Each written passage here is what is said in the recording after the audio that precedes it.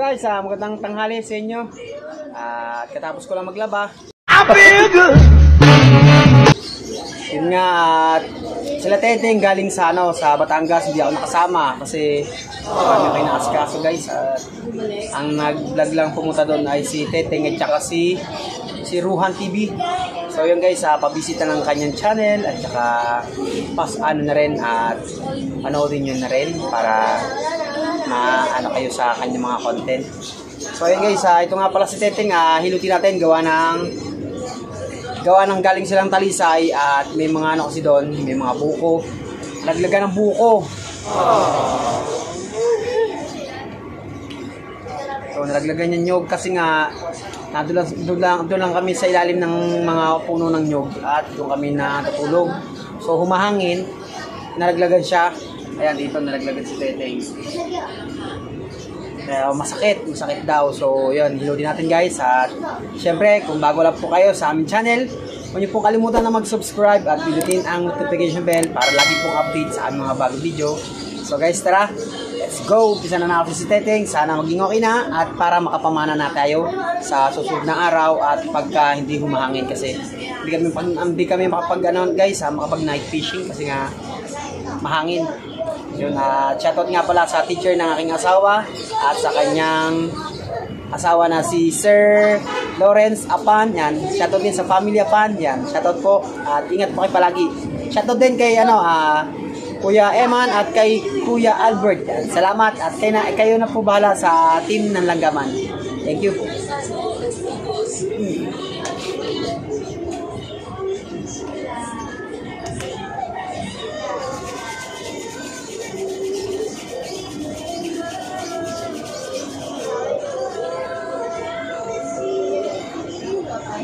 Kaya nabagsakan to guys kasi nga galing na sa ilalim. Sabi ko po beso titignan dapat para nasa ilalim sila ng nyog kasi naglalaglagan ng mga nyog. Kaya nalaglagan. Sa galit daw niya guys, inagis niya daw yung yung nyog. Inagis para nakaganti daw siya.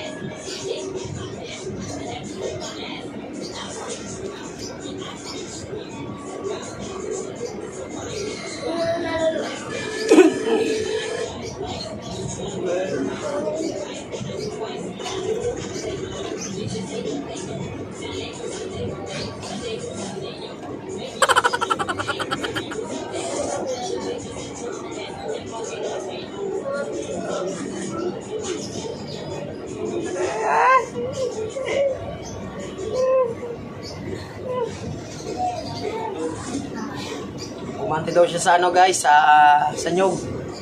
Hinato daw niya yung nyog eh.